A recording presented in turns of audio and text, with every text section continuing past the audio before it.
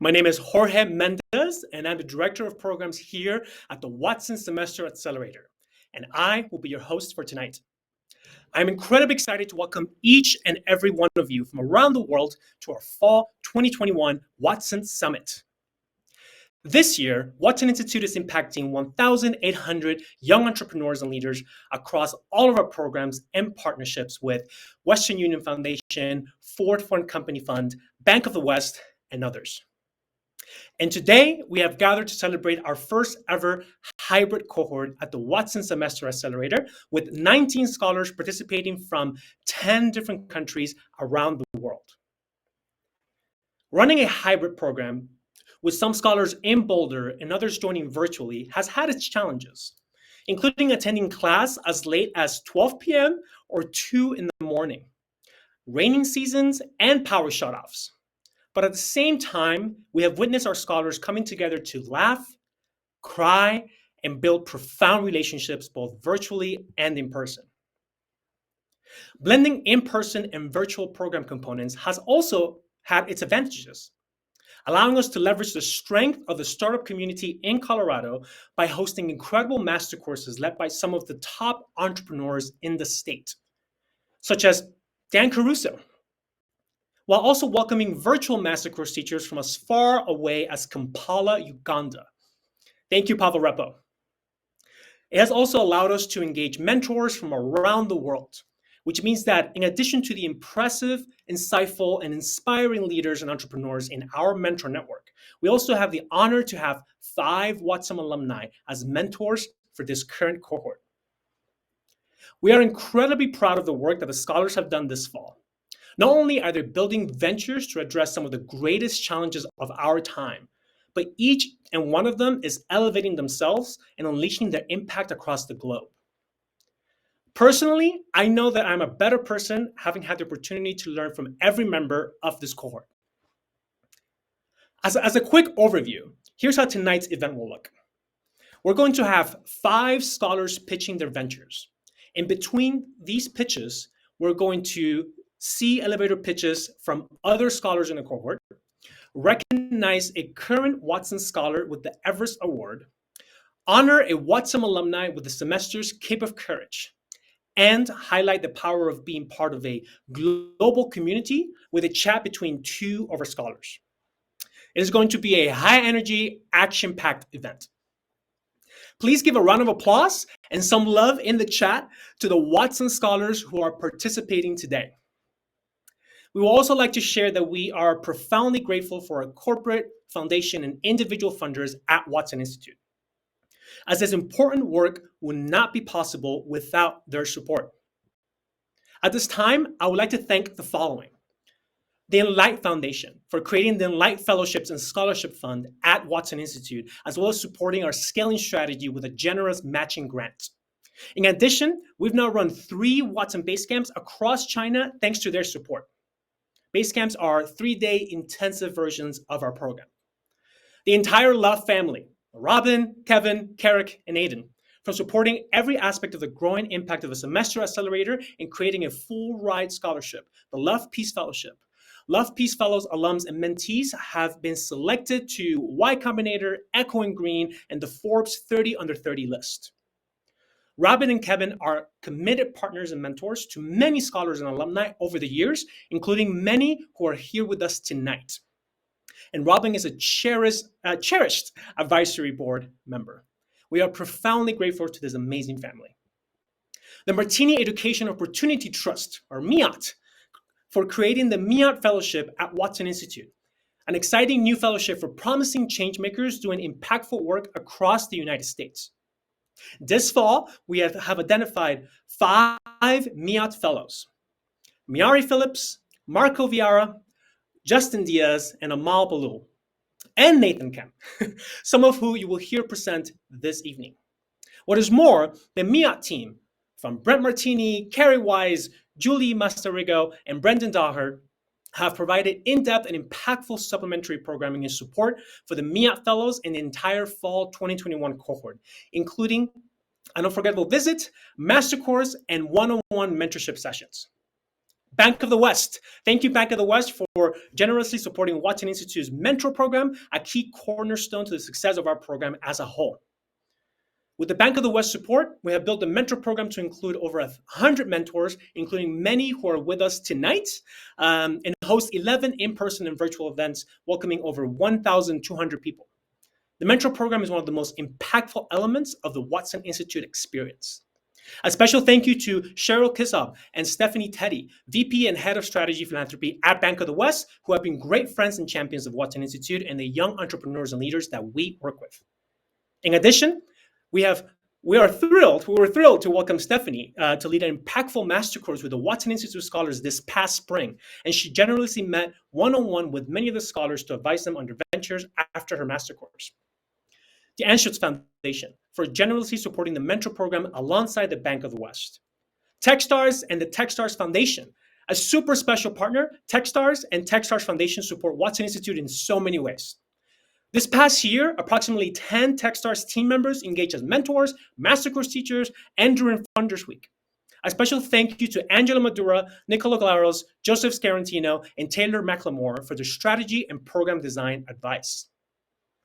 Techstars hosted our first joint master course with Endeavor, Colorado, that took the shape of a fireside chat with Dan Caruso and Robin McIntosh. Finally, Techstars Foundation selected Watson Institute to participate in their Accelerated Equity Initiative, which provides a 20% match for gifts made before December 31st, 2021.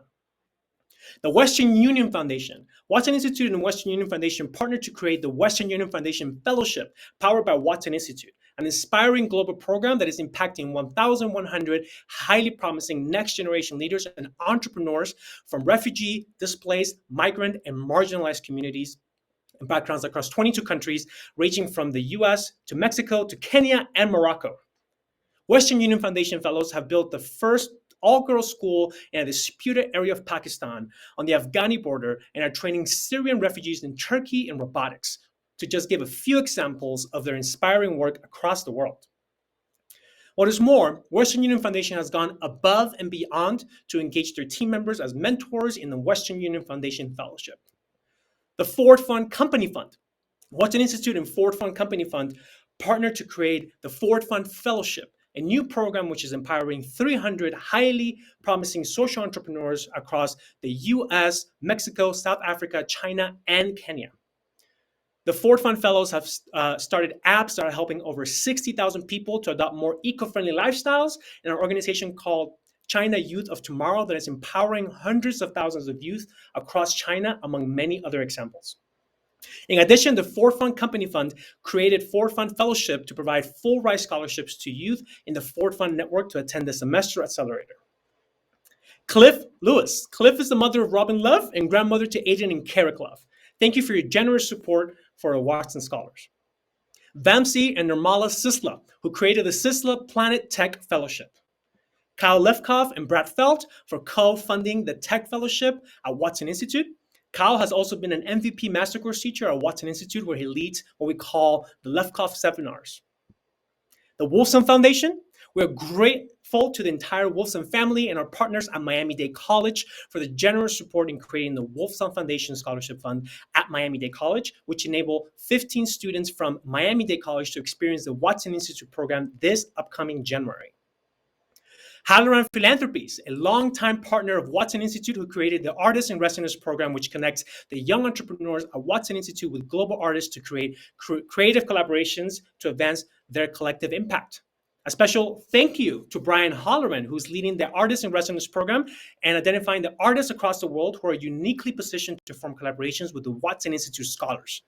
In addition, Halloran Philanthropy support Funders Week and the catalytic seed funding scholars receive during the semester accelerator. Finally, we're excited to announce that Halloran Philanthropies brought the Watson Institute Base Camp to Bradford, Pennsylvania this past October to support highly promising next-generation entrepreneurs from the Bradford area. The Caruso Foundation for their generous support and the master courses and brain trust Dan Caruso has led with the Watson Institute entrepreneurs throughout 2021. Jane McConnell and T.J. Hyman for their support for the Hyman and McConnell Family Fellowship, which supports promising entrepreneurs from Mexico. And finally, Jane Miller, our cherished board chair for her generous support in creating the Jane Strode Miller Fellowship at Watson Institute, leading powerful open virtual master courses that have attracted hundreds of attendees from across the world, and her support as a leader and board chair at Watson Institute. Jane also pioneered Watson Institute's recently launched collaboration with the University of Colorado Leeds School of Business that enables every alumni of the Semester Accelerator to receive credit and a scholarship, thanks to Jane's generous support to earn their MBA. A huge thank you to our partners, the Emergency Family Assistance Association, Naropa University, Lynn University, Universidad Francisco Marroquín, the beautiful Chautauqua, our alumni. Tell us, alumni, what year you graduated in the chat. A shout out to all of our esteemed mentors as well. Mentors, please as well say hello in the chat. Master course teachers, preceptors who are our instructors and work on a weekly basis with the cohort. Big shout out to Rob, Jim, and Aditya. Plus, we'll be thanking additional funders and partners at the end of the program. And let's not forget why we're all here today. Scholars at the Watson Semester Accelerator, please say hi in the chat bar as well. All right. Well, with that, let's get the show started. Our first pitch of the evening is from Amal Balul, who is joining us live from Boulder, Colorado. Amal is the founder of Lights, Camera, Learn, where she is focused on teaching through filmmaking to young people across the world. Amal, we're excited to welcome you to the summit to learn more about your work at Lights, Camera, Learn. The floor is yours. Thank you so much, Jorge. And I just want to say, before I start, thank you to my Watson cohort, my family online. You've been my learning support this whole semester. Thank you to the Love family for being my family away from home. And lastly, thank you to the Watson team for putting this together and for working so hard to make today as perfect as it can be. And thank you to my mentors as well. So today I'm here for you to meet Reem. She's a Syrian refugee that didn't attend school for 4 years due to her school being bombed. When it was time for her to go back to school, she felt so behind that she disengaged. Now meet Alexandre. He goes to a private boarding school on the outskirts of Paris, and he hates English because he believes his English teacher hates him. He disengaged. These two very different teens have two things in common. One, the school system failed them, one way or another. And two, they did eventually re-engage in the classroom, thanks to Lights, Camera, Learn. What we noticed was that 95% of teens already have smartphones, and of them, 57% are content creators. They're on TikTok, Instagram, and YouTube on a daily basis. However, only 45% of them claim to be engaged in the classroom, and that was before COVID. Hi, my name is Emel, and I plan to change that. I actually dedicated the last 5 years of my life meeting over 700 teens from 9 different countries. And I had one mission. How can I empower and educate them through filmmaking? Now, Lights, Camera, Learn speaks the same language that this younger generation is fluent in. And it's a language that the traditional school system has yet to learn. Our solution is simple. We use the process of filmmaking to make learning fun, engaging, and more memorable. Now, why filmmaking? Because it is the most collaborative, creative, yet technical art of the 21st century, and it is an essential skill for the future. But why isn't it used? Because teachers aren't filmmakers, and so this is a very daunting process before we step in. But I'm not here to tell you that I can solve all of education's disengagement problems with just one click. I'm here to add an extremely efficient, well-researched, yet overlooked tool to an educator's toolbox, a camera. Now, let's demystify movie magic with our friend Reem. Reem is an incredible student. She is super creative and energetic, and she just cannot sit still. So of course, in a traditional classroom, she was told she's a lost cause. However, on set, she shined. During pre-production, Reem learned how to research, how to write, how to brainstorm ideas and delegate tasks. During production, she learned how to act, how to collaborate, and how to create with her team. And post-production taught her to reflect on her work, distribute it to her community, and celebrate her achievements. And she did all of this while learning a completely new language. Now, in sum, we do not teach filmmaking. We teach through filmmaking. And as a great result, we end up producing incredible, entertaining, and educational films, also known as edutainment. So far, our students have produced over 130 short films. The coolest part is nothing like it exists online. Our competitors focused more on a top-down approach, where professors make videos for their students. However, we focused on a bottom-up approach, where students produce videos for each other. So far, our business model has been creating a service like teacher trainings and summer camps that we give to schools. However, we focus on a Robin Hood model where privileged students like Alexandre can support underprivileged students like Reem to participate. So far, we've trained over 100 educators on how to include filmmaking in their classroom. And my team of volunteers and I have already done so much. With very little funding, we've been all around the world, and we're still working passionately to reach our goal of impacting 1 million stars by 2024. However, today we're asking for $150,000 to launch our year-long pilot program here in the US so that we can train 500 educators, produce 1,000 edutainment films, and re-engage 10,000 stars in the classroom. So join me in re-engaging stars like Reem and Alexandre in the classroom by speaking their language, building their confidence, and edutaining them by bringing the camera into the classroom and thus the classroom to the world. Thank you. Great work, Amel. Thank you for teaching us all about how filmmaking can be used to enable young people to drive their own education. We look forward to watching many more students walk the red carpet. Thank you. All right, our next scholar is Eric Kimoni. He is joining us live all the way from Nairobi, Kenya, where it is currently just past 4 a.m. Eric is passionate about improving the quality of education and promoting access to employment opportunities among youth in Kenya and beyond. Please welcome Eric.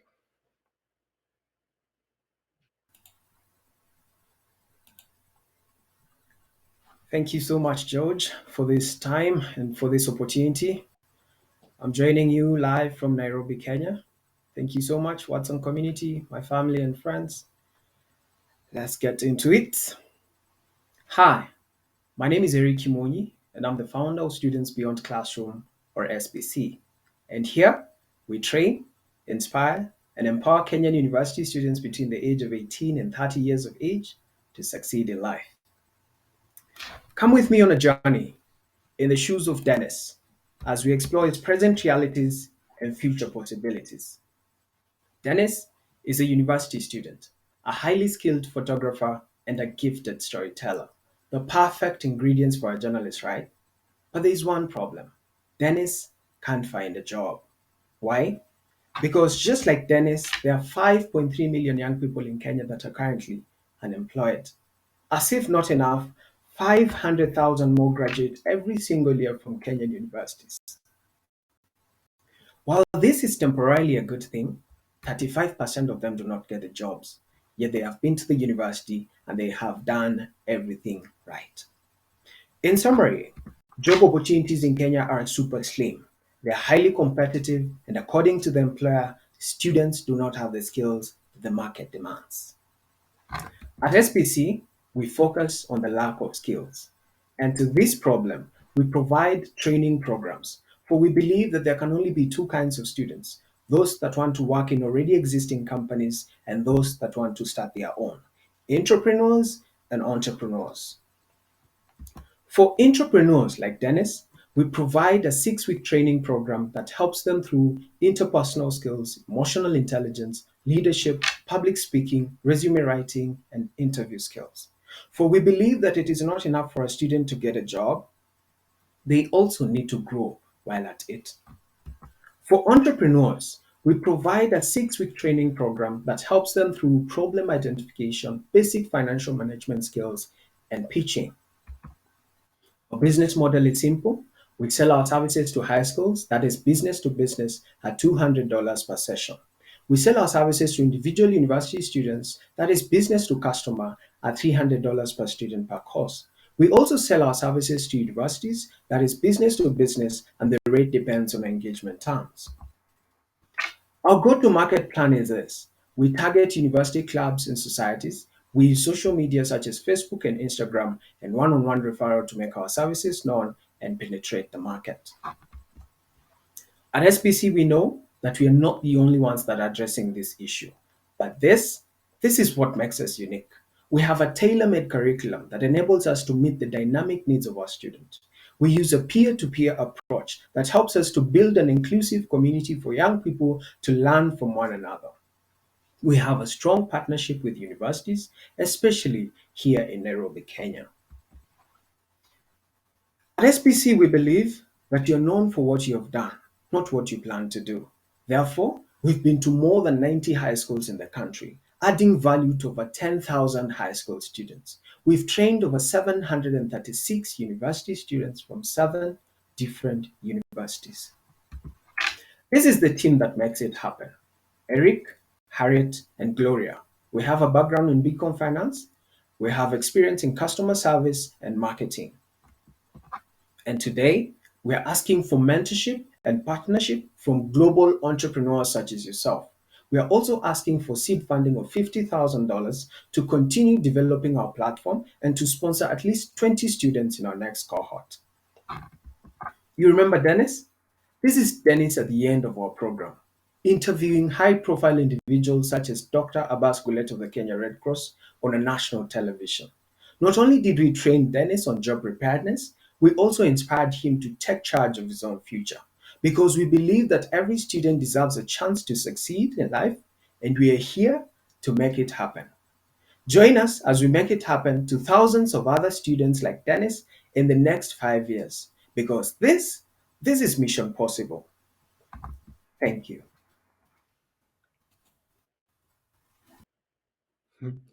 Great work, Eric. We can't wait to see how you continue to scale students beyond classrooms to impact many more youth, just like Dennis. Great job. Next, we would like to share with you the elevator pitches from Samuel, Pretty, Marcos, and Kennedy, who are working on addressing problems ranging from female empowerment to food insecurity. Give it up for this exceptional group of scholars. Hello, my name is Samuel Asiti, and I'm the founder of Wakulima Nisisi Initiative. Our mission is to promote food security in pastoral communities. We target women and youth from these communities through training them on sustainable agricultural practices. These communities are adversely affected by drought, which is a threat to their only source of livelihood, which is depending on livestock keeping as the only source of livelihood. Hello, my name is Preeti Jangra. I'm the founder and director at Lal Sakhi, the Women's Voice Social Organization. Our mission is to eradicate period poverty by providing a menstrual cup with the right information of its use. As menstrual cup is a sustainable, economic, and eco-friendly solution to manage menstrual health. Thank you. Hola, my name is Marcus Vieira, and I am the co-founder of Oso Adventure Meals. You know, with food being the best representations of different cultures and people in America, our mission is to develop, produce, and sell the best culturally diverse meals to everyday outdoor adventurers with different backgrounds and tastes so that everyone can feel included, safe, and engaged in the outdoors. As a Black and Latina-owned company, Oso Meals is committed to a fair, equitable, and sustainable America. Hello, my name is Kennedy Kramer, and I'm the founder of No One Should Feel Alone. Our mission is to provide one-on-one sessions and support groups to kids with disabilities. These sessions will be run by trained mentors who also are struggling with a disability. They will be specifically designed to show them that they are not alone in their struggles and there are people out there who understand what they are going through. I was inspired to do this because at a young age, I was diagnosed with a muscle disease, and the thing that brought me out of my depression was the ability to meet other kids who are going through the same struggles. Thank you. Please check out the chat to learn more about the work that Samuel, Pretty, Marcos, and Kennedy are doing. Great job, team. All right, Our next pitch tonight is from Justin Diaz. Justin is presenting live here from Boulder, Colorado, and is working to address the problems of affordability and sustainability in the construction industry. Please welcome Justin.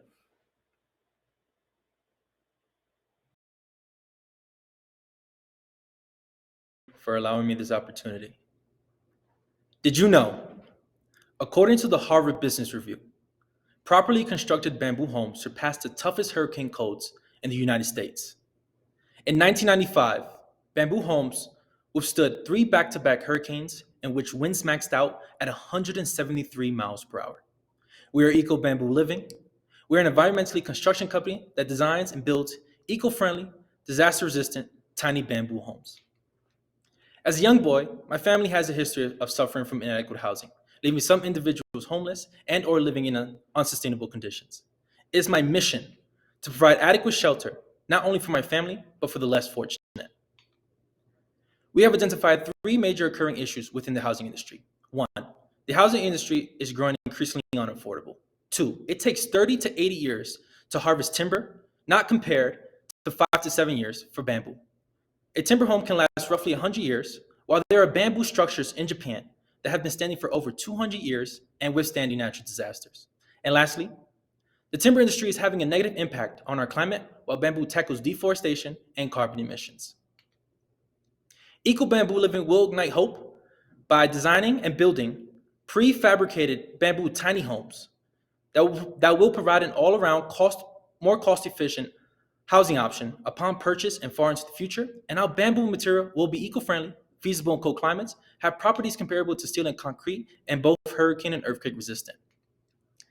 In April of 1991, 20 bamboo homes built in Costa Rica suffered no structural damage from an earthquake that measured 7.5 on the Richter scale. Our bamboo home solution will stand in the front lines of unfortunate events that are projected to cost billions of dollars, hundreds of billions of dollars annually by 2040. Our target market consists of environmentally conscious millennials, age range 23 to 38, because 90% would act in support of a purposeful brand. 75% seek environmentally conscious products, and 63% will consider living in a tiny home. A millennial customer either purchases or rents our high-end bamboo home. A percentage of the profit from the sale of the home or rent will go into an impact fund, which we will then build a disaster-resistant home to give to a family or individual in Puerto Rico. Eco Bamboo's living's advantages pertain to our positive carbon footprint, unique architectural designs, cost leadership for the now and later, and our unique business model to be the first to introduce this concept in the United States. The tiny home revenue projection is $3.3 billion, while the disaster relief revenue projection is at $154.5 billion. We plan on taking a piece of both pies in the tiny home space and directing them towards the Puerto Rican disaster relief programs. We plan on finalizing architectural designs by the end of January of 2022, then begin the process of building our proof of concept and start our funding campaigns near the end of July of 2022. Hi, my name is Justin Diaz. I'm the founder of Eco Bamboo Living, and I'm currently a student at Syracuse University studying real estate and entrepreneurship. My advisors range from the field of business development, real estate, sustainable architecture, and bamboo construction. We've been awarded just under $16,000 in pitch competitions, and we were selected to be top 6 in the Hope Prize Regional Summit with a connection to the United Nations, and we were the first ever to be nominated from Syracuse University. Now, I'm not asking you personally for your investment. I'm asking you to invest in one of the 3 million Puerto Ricans who lost their homes due to the most destructive hurricanes on the island, Hurricane Maria. Puerto Rico will be our pilot project where we will build these resilient bamboo homes. But it's the home that taught us a lesson. It is regardless if it's positive or negative, we know our starting point, and it has a purpose. It taught us that no matter how far we ventured in life, we can go from the beginning. Home is essential to who we are. So join me in contributing to building one concept home that will ignite hope, give purpose, and create infinite smiles. Thank you. And I look forward to making a bamboo home your home. Inexpensive and strong, Bamboo lasts long. Outstanding work, Justin. We look forward to the construction of your first prefabricated bamboo home for very lucky Boricuas in Puerto Rico. I also want to let you know that a little bird told me that Andrew Lippy, our beloved COO, is looking for a redemption rematch at the basketball court. Up next, I'm excited to announce the Everest Award winner for this semester. At Watson Institute, we believe in investing in individuals, not their ventures. The Everest Award recognizes a current Watson scholar who has demonstrated the most personal and professional growth during the semester.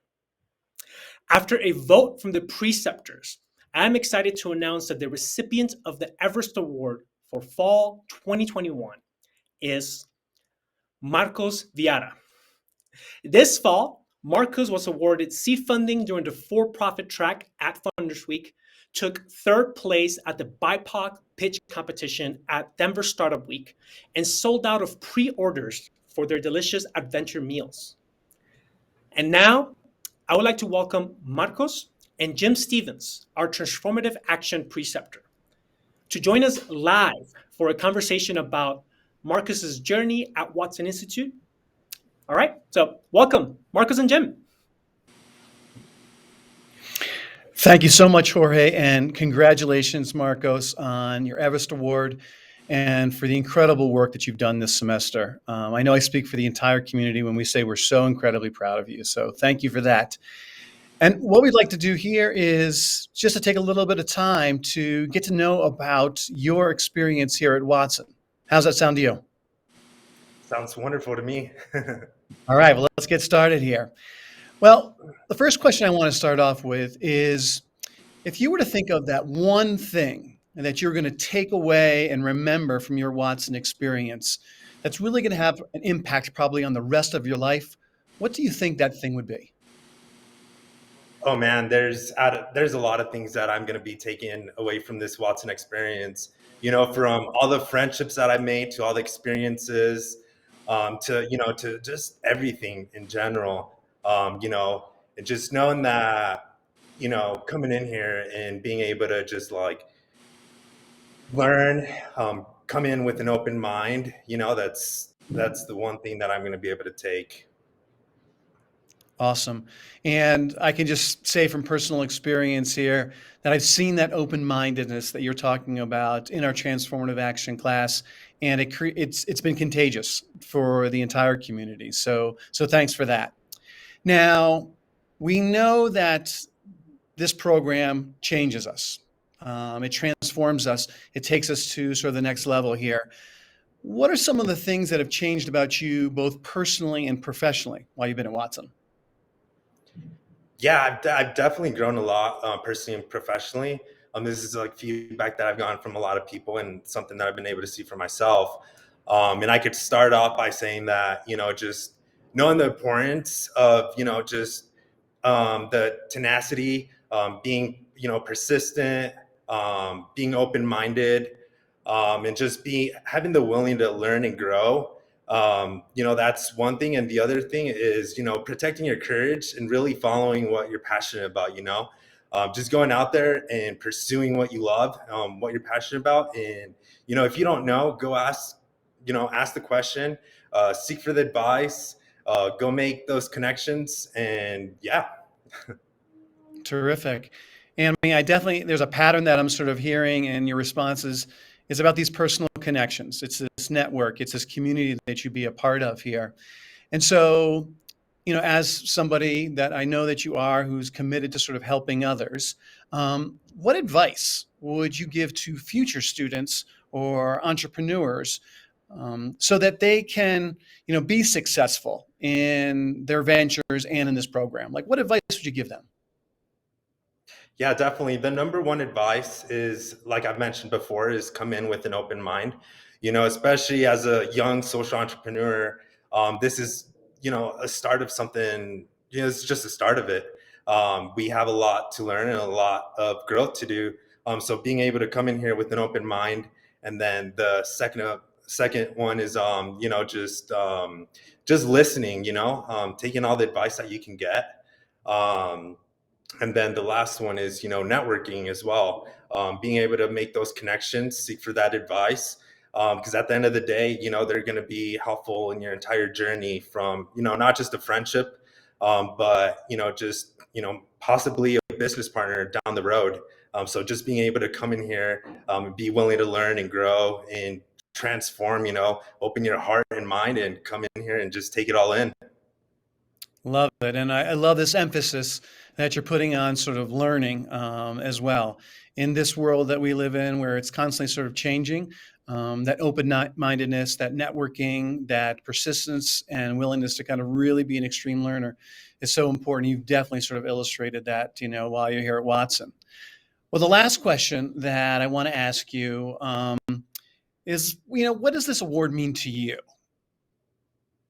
I love that question. This is a personal achievement of a goal that I set myself before the beginning of the semester. I wanted to come in here and just give it my all. I kept hearing you get what you put in, and so I came in here and I wanted to put everything into it so that I could grow as a person. And I could say that when I first started I wasn't as confident, and just being able to go through the entire semester and gain that confidence and know that not only did I get this award, but I was able to learn as much as I did, is a huge accomplishment, achievement for me.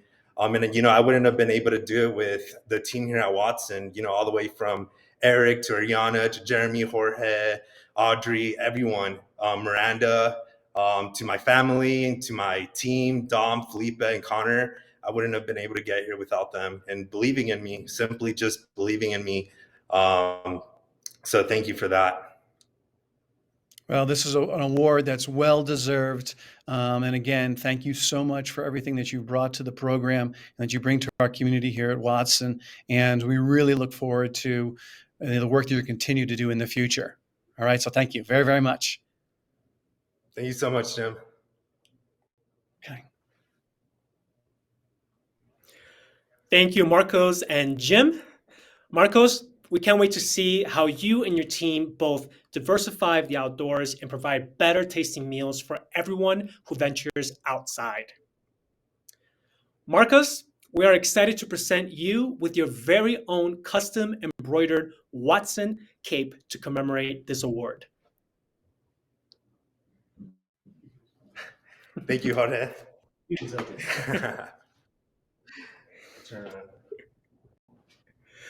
Thanks, everyone.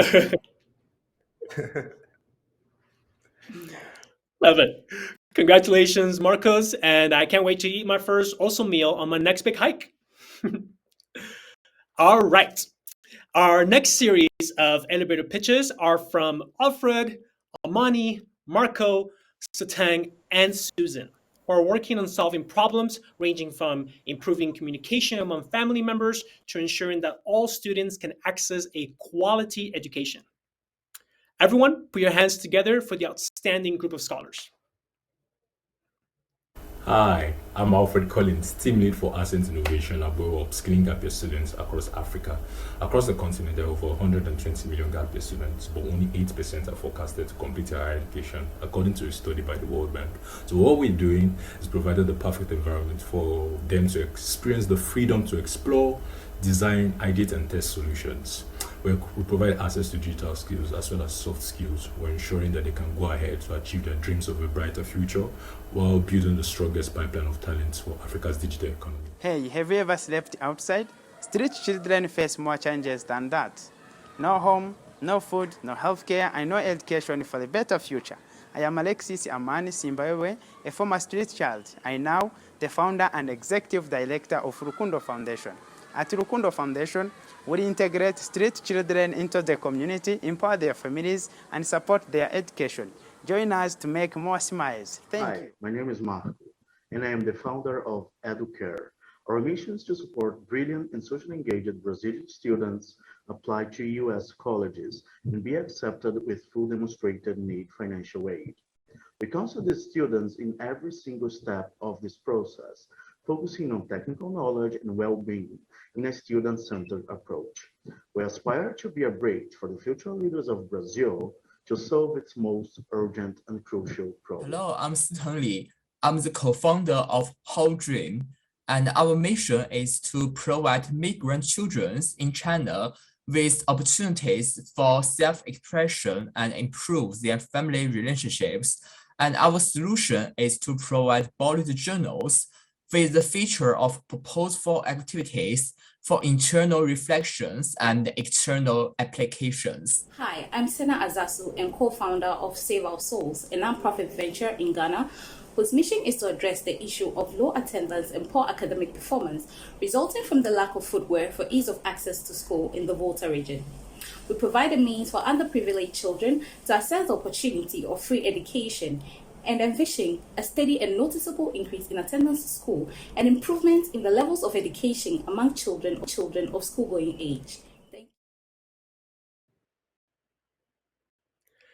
Thank you, Alfred, Amani, Marco, Sitang, and Susan. We know the world has big things in store for each of you. Next up, we have Eduarda de Souza, who joins us live from Brazil. Eduarda is the founder of ICN, where she and her team are focused on promoting greater access to education and workforce opportunities for students with disabilities. Please join me in welcoming Eduarda. Thank you so much, Jorge. Hello, my name is Eduarda, and I'm the founder of ICN, where we adapt knowledge. We are committed to promote educational equity and access, focusing on people with cognitive disabilities. First, I want to present to you Dayani. She's my student for about a year now, and she has macrocephaly and other conditions. Since our first day of class, she keeps repeating her favorite phrase. Don't cry, princess. I'm here. Diane taught me how to teach a student with cognitive disabilities, and also she showed me a problem that I haven't seen before. Only in Brazil, we have 24% of the population, which is 46 million people, that have some level of mental or intellectual disability. About 3.5 million people with cognitive disabilities in Brazil are unemployed.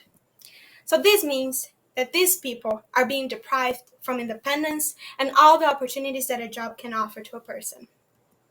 So this is where we are creating a curriculum with a focus on skills required by the job market, such as communication and time management skills.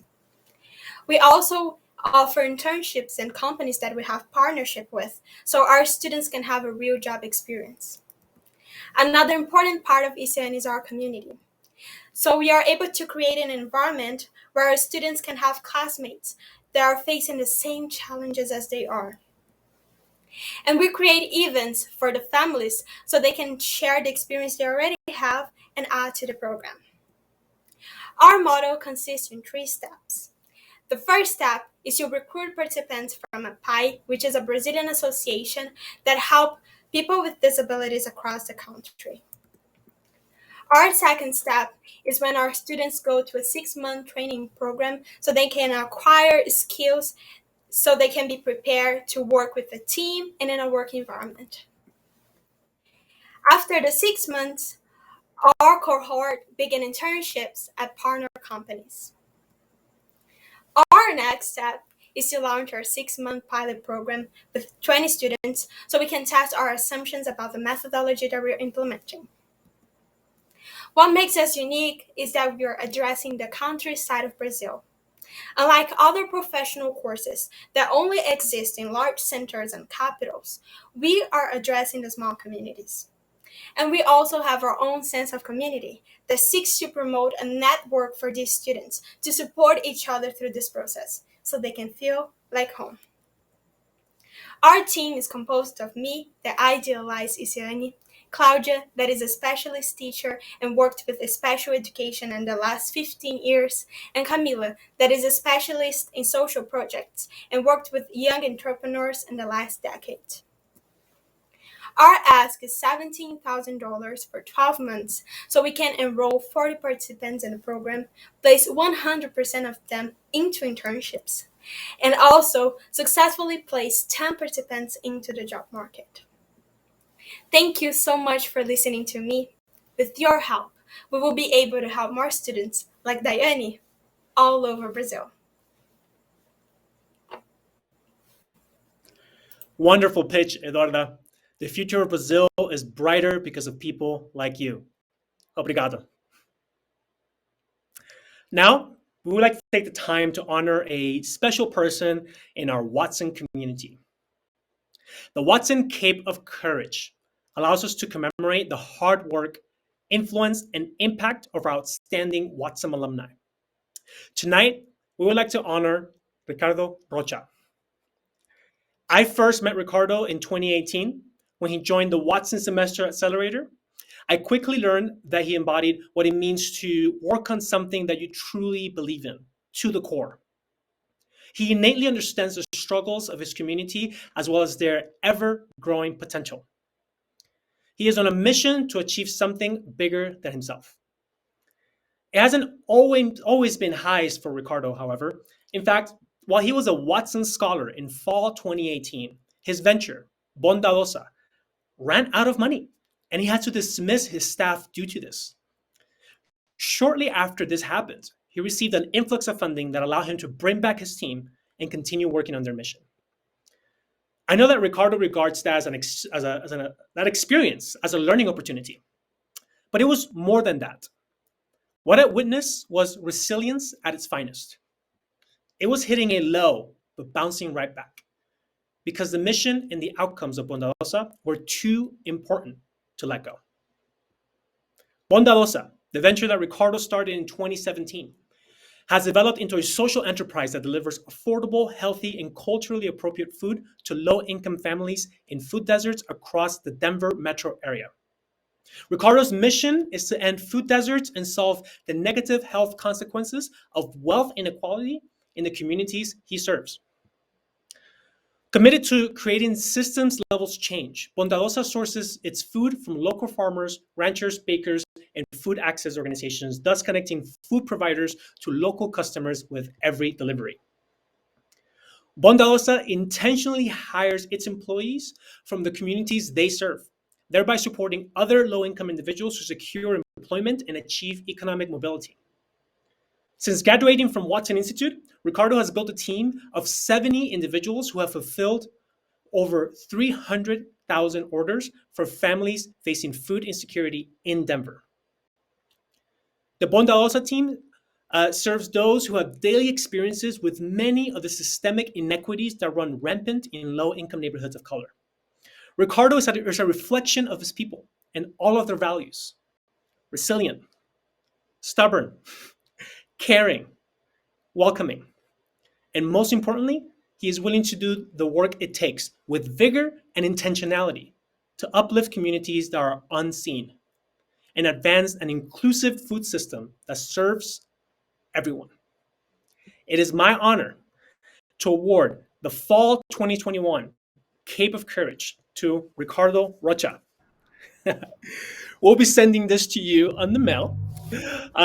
Next, I would like to welcome Ricardo, who is joining us Thanks, Jorge. live this evening from Washington, D.C., to share with us a little bit about his journey, Bondadosa, and the impact of his work. Ricardo? Thank you so much, Jorge. Hey, Watson family, it's so good to be with you all. What can I say? I'm humbled and thankful for the opportunity to not only make a difference in the community, but transform my life. I think that I want to use the next 5 minutes or so to tell you a story about my first day at Watson. And I remember vividly at Chautauqua, sitting in a grassy lawn and sitting around in a circle and thinking, where am I? Why am I here? And I remember us coming together around a quote, protecting your courage. And at the time, like you said, Jorge, I didn't understand or wasn't really fully aware of what that really meant. And what that meant was that I was protecting the story behind my struggle. The story behind my struggle was one where inequities were impacting me and the people around me in ways that I didn't quite understand, but I wanted to make a difference in addressing them. And that took courage, and that took a lot of valor, and it took a lot of determination and resiliency and grit and a lot of stubbornness. But I want to share a story about all the other capes and all the other individuals who wear this courage on their sleeve and not on their collars like a cape. It is those entrepreneurs who are working to address things like education, access to healthcare, access to economic mobility, climate change, housing. I mean, those ideas come from a ton of courage. Maybe not even that doesn't necessarily belong to the entrepreneurs, but the communities themselves, the communities who are enduring these issues, who are struggling to solve these issues, and who have the courage to persist and resist and be resilient enough to then give path for entrepreneurs to come and solve those problems on their own, with the support of a lot of people. So I'm just thankful and very humbled by the opportunity. I want to share a story about the courage. I think it comes in many colors, in many forms, in many languages, and so I'll carry this cape with a lot of honor and responsibility. So thank you all.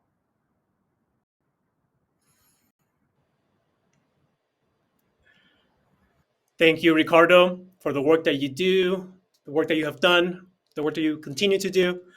Thank you for using your platform to talk about these very important issues. You're an inspiration, and truly we're all very much proud of you. However, we are not quite done yet. There are a few folks that will also like to share some words. Hi, Ricardo, and congratulations on receiving the Cape of Courage.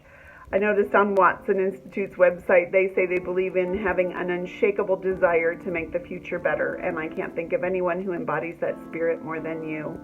I always come away from our conversations feeling braver and more grounded in the reasons that I do this work, and to lead with my heart. And for that, I truly appreciate our partnership. I'm so glad that you're being acknowledged for the work that you do, and I look forward to many, many more years of working together. Congratulations, well deserved.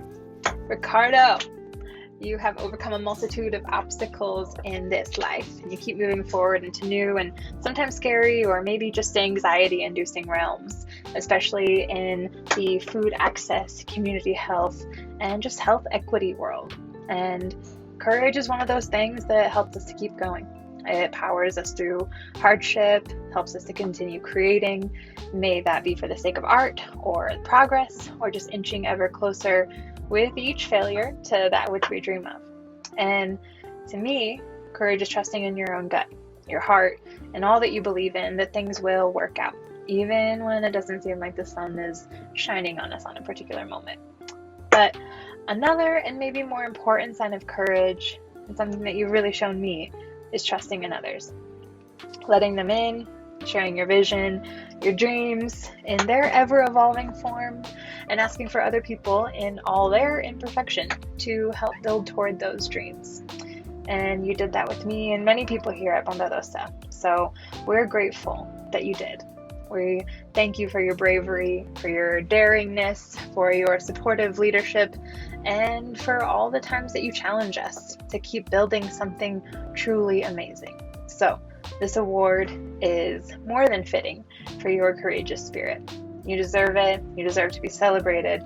And we look forward to doing that very, very soon. Hey, Ricardo, and we just wanted to say congratulations so much for your Cape of Courage. We know you absolutely deserve it, and we're so glad we've had so many years to partner with you. Yeah, we just want to say congrats. We love working with you. When I think about working with you, Ricardo, I immediately think of that trip we took up to Boulder in your truck and just like driving around and talking about like, what if we could do all of this amazing food access work that really honored farmers and honored people and was like totally out, like no fossil fuels involved. And I just loved like, you know, hearing your vision and the fact that you're always working towards that, regardless of what else is going on and what you're doing. You're pushing for the dream. We love it. And when I think about working with you, Ricardo, I always think back to the first meeting I was ever in with you many years ago, when we were launching the Community Food Advocate Program. And at one point in the middle of the meeting, you just put your hands down and you said, I just want to understand now, are you working to keep people in poverty? Are you actually working to get them out of poverty? Because I'm unclear. And I love that moment. And I love that you asked the question. And I love that you always ask the good questions and you work with all of us to make us better at what we do. And we feel very blessed to have this partnership with you. So congrats again. We look forward to reading more about your new Cape of Courage. Yay. Ricardo, the Watson Cape of Courage Award. Amazing. I'm so proud of you.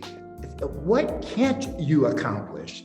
It's just amazing just to walk behind you and find all of these fantastic achievements that you're experiencing. Keep up the great work. And guess what? I bet there's another award right around the next corner. You take care, and again, congratulations, Ricardo.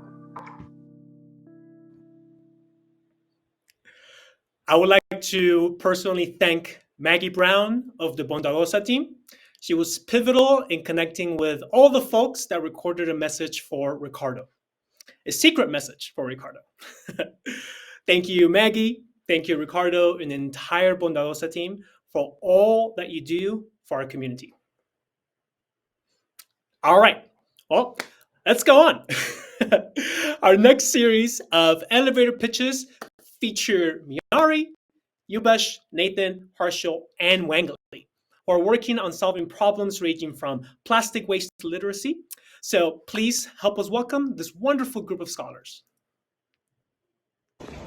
Hello, my name is Miari Phillips, and I am the founder of Green Goddess. We are an organization that cultivates a safe space for girls of color to be their authentic selves. We do this by utilizing the outdoors as a vehicle for change. Girls of color need spaces to be who they are and who they choose to be in the world, just like their white counterparts. So help me plant the seeds to blossom the flowers of tomorrow. Hello, my name is Everest Award, and I am the co-founder of Ediskill. Our mission is to provide opportunities for low-income youths to receive quality education and skills for preparing them as future leaders. Our emphasis is on creating inclusive education opportunity for deserving youths and preparing them for their professional endeavor who are deprived of the opportunities. Thank you so much. Hello, my name is Nathaniel Kemp, the founder of BioCraft Plastics, a salvage hub for all your plastic needs. Our main mission is to make sure that plastic has value even when it's in the bin. How do we achieve this? By creating a connection between businesses and the recycling system to innovate prototypes of better ways of recycling. Thank you. Hello everyone, my name is Harshal Zalaria and I'm founder of the organization called the Storyfy app. So our mission is to make story reading interesting once again. So we believe that why storyline should be predefined. Let the readers make their way out. Let the readers choose what they want to do next in the story. And we cater teenagers and young adults, so people aged between 12 to 21, and we do it through the medium of a mobile application. Hello. I hope you're doing well. I am Wangley Soares Martins. I am the executive director and president of Foxton, and we are already changing the world with good ideas. Our main mission is to transform ideas into real-world market products through our three pillars: innovation marathons, incubations, and summer camps, in a very human-centered process. So, I would like to invite you, yes, you, to come with us, to come with me, to come with Foxton, and change the world with good ideas.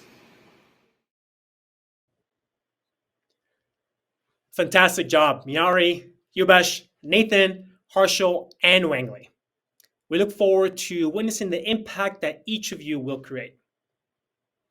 All right, our final pitch today is from Carrick Luff. Carrick is joining us live here from Boulder, Colorado. This semester, he worked with Amani Simbayo-Bewe, fellow scholar on the Rukundu Foundation, where they reconnect street children with their families while ensuring they get a quality education. Please welcome Carrick. Thank you for the warm welcome, Jorge, and to everyone who's watching around the world currently. And a big shout out to my friends, family, and the Watson cohort. Growing up in the US, I used to dread going to school, having to sit in a classroom all day, looking out the window, wishing I could go outside and play. A relatable experience to so many people growing up in a first world country.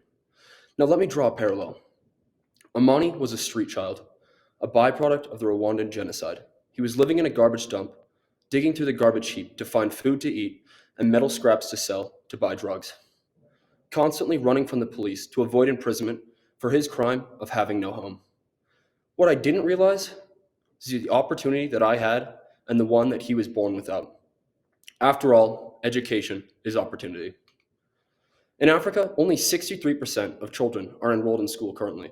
This means that 4 out of 10 children aren't receiving an education, and over 69 million children in Africa don't get the opportunity that we here take for granted.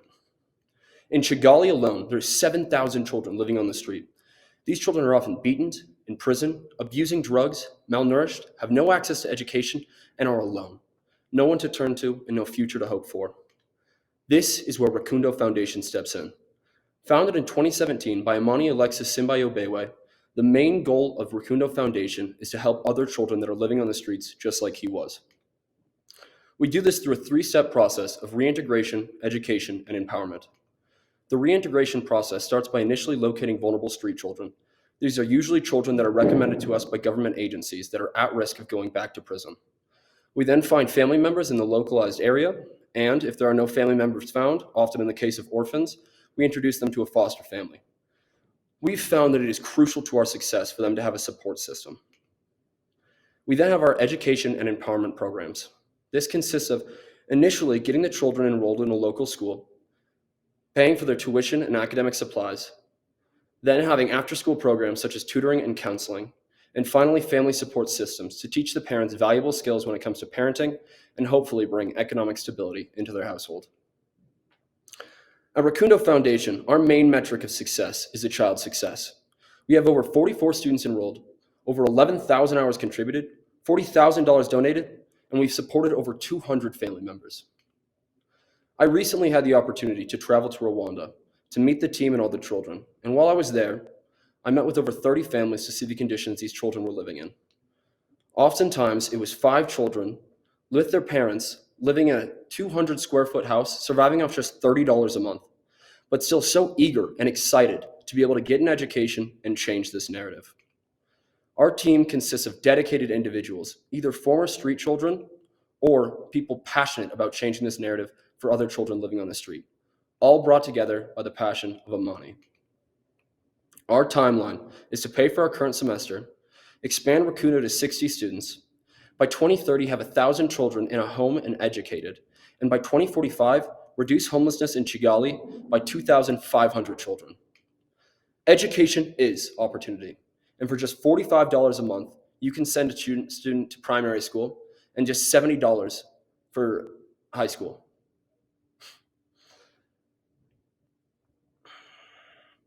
The cost of their education is inexpensive, but the opportunity they gain is invaluable. So we are asking you for connections to organizations around the world that are currently working on the rehabilitation and education of street children. We are also seeking $24,000 for our operation costs for 2022 and to expand our impacts in Kigali. With your help, we can allow these children to dream again. Amani was a child living on the street without a future, and he is now set out to change the narrative for so many children in that exact same situation. Education is opportunity. For your consideration, Rukundo Foundation. We will not look away. Thank you. Wow. Thank you, Carrick, for closing out our pitches for the evening. Now, I would like to shift gears and share with you a very special conversation between us and 2 of our Watson scholars this semester. Carrick Love, who you just met, and Amani Simbayo Bewe. One of the things that we value the most at Watson Institute is the opportunity for our scholars to be a part of this truly global community of changemakers. The way that Carrick and Amani have worked together and connected this semester truly illustrates this. From calling each other first thing in the morning to going on tour around the world on Google Earth together. These two illustrate the power of a global community. Just a few weeks ago, Carrick had the opportunity to travel to Rwanda, and we just had to connect while he was there with Amani and the Rukundo Foundation team. So, as one does, I woke up at the crack of dawn and hopped on a Zoom call with this dynamic duo. While many of the elements of the summit are live, this conversation with Carrick and Amani has been pre-recorded. Now, I do have to share that there is a very special surprise at the very end of this recorded conversation. Hey, Carrick and Amani, greetings from Colorado. Hello, Jorge, and everyone. Greetings from Rwanda. Amazing, amazing. Carrick and Amani, you two are our free agent venture founder pair for the semester, and you've currently have made it, Carrick, you have made it all the way out to Rwanda. How was that trip? Oh, it's a long one, but it was well worth it. Amazing, amazing. Well, you all wanted to talk to you a little bit about what it's like to be a free agent at the Watson Semester Accelerator, and also what it's like to be a venture founder working with a free agent in the Watson Semester Accelerator. So Carrick, tell us about your experience as a free agent, and in what ways have you been able to work with Amani? What have you learned? Being a free agent so far has been a roller coaster. I came into Watson on the free agent track, and I said I wanted to be involved with a venture that focused on educational opportunities around the world. I instantly fell in love with Rukundo Foundation, and Amani's passion was just contagious. It was hard not to sympathize with the story and the work he was doing. We worked phenomenally as a team, and we've been able to generate $6,000 so far towards Rukundo Foundation, and we're not even close to being done. I think that one of the biggest things that I've learned from Amani, and something that I look forward to every day when talking to him, is his passion and kind-hearted nature. Despite his experiences and challenges as a kid, he's one of the kindest and most caring people that I've ever met. Working as a team, I know that we can accomplish whatever is necessary to propel Rukundo Foundation forward and impact the lives of so many children over here in Rwanda. Amazing. That's incredible to hear. Amani, tell us what it's like, what it's been like to work with someone like Carrick. What have you learned in this process? Oh, well, I remember in 2012 when I was in the middle of my high school, and I had a dream of supporting street children in a similar situation as mine when I was a street child. Back then, it was just an idea, but today Rukundo Foundation exists. My life has been a learning journey and experience. Meeting Carrick for the first time, I was blown away by his energy and commitment to supporting children. We both have the same vision and passion to provide opportunities for vulnerable children and aspire for a better world. In addition, we both have culture of learning, and that helps us to improve the way Rukundo Foundation works to sustain our impact and scale. We also have different cultures, background, and experiences, which help us to check on one another to the best way to address the goals of Rukundo Foundation. It allows us to hold each other accountable and to see the world from different perspectives, allowing us for a broader range of opportunities. I have never seen someone as energetic as Carrick on the first day to see the children. He spends most of his time at Rukundo Foundation making fun and playing with the children. He's the perfect person to work with these children. That's amazing to hear. I'm also not surprised to hear that about Carrick. Awesome. So I have a question for both of you. What's been a highlight of your experience so far?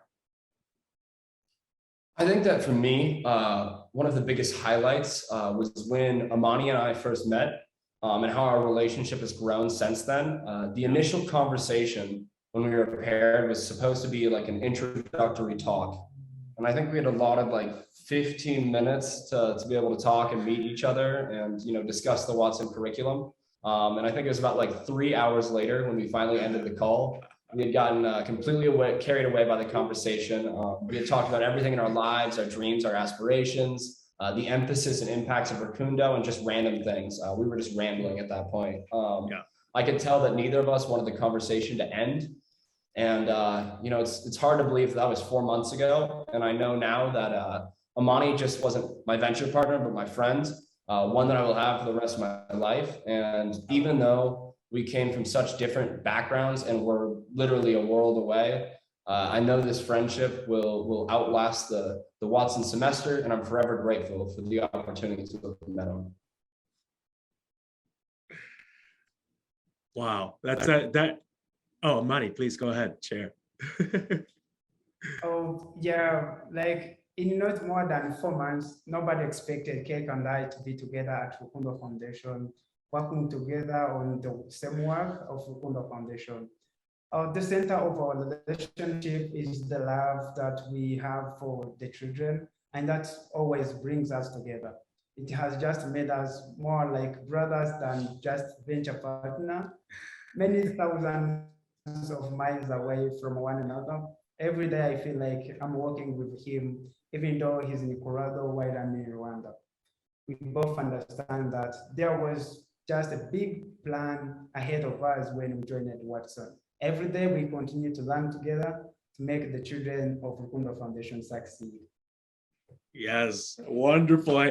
You two are an inspiration. Thank you. Like, I mean that. And thank you so much for leaning into the process and for being such a good, like, strong team.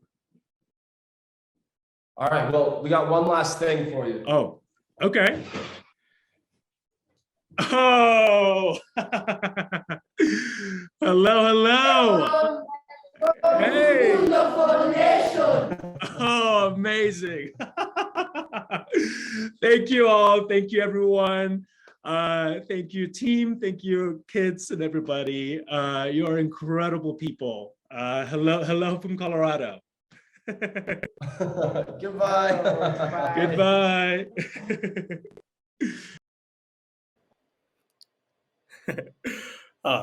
Amazing. Amani and Carrick, thank you for that wonderful surprise at the end. The work that you do truly impacts the future of so many young people. I'm not gonna lie, my cheeks are hurting right now from having smiled throughout the entire video. Well, I can't speak for everyone else attending the summit, but I continue to be impressed by how all the scholars are taking bold steps to create impact in their communities and beyond. Thank you, scholars, for inspiring each of us and giving us hope for a better future. I will now like to take a moment to thank the following individual partners and funders before we close out this summit. So, the Watson Board, thank you for just a big thank you to all the Watson Board, including Jason Griffith, Mike Miles, and Jane Strode Miller, Colorado Thrives, Ron and Diane Hoagie, or Hogue, Philanthropies and Libby Cook, Jim Hooten, Justin Gold from Justin's Peanut Butter, Brian McCarr and Claire Campbell, Praful Shaw, a cherished investor, partner, and pillar of our Funders Week program, Mo Siegel, a light in our community and a generous funder who regularly leads transformative master courses, brain trust, and one-on-one sessions with Watson Institute scholars. In fact, tomorrow, Mo Siegel will be closing as our last master course teacher for the semester. We would also like to thank Jeannie and Mike O'Connor, Steve Whitaker, Connie Franchino, the Hemera Foundation, Meg Porfido, Mark Fuhr, Polly and Brad Simpkins, Aaron Krampitz and James Boyd, and Steve Ellis. And lastly, a big thank you to Elijah Turek, Watson alum, for helping us with the video edits. I would also like to take this opportunity to thank each of you for joining us today to celebrate our fall 2021 cohort. Time is the most precious gift that each of us can give. So the fact that you chose to spend your time with us this evening, this morning, this afternoon, wherever you are in the world, absolutely means the world to the scholars and our team. Thank you, and we look forward to seeing you at another Watson event in the very near future.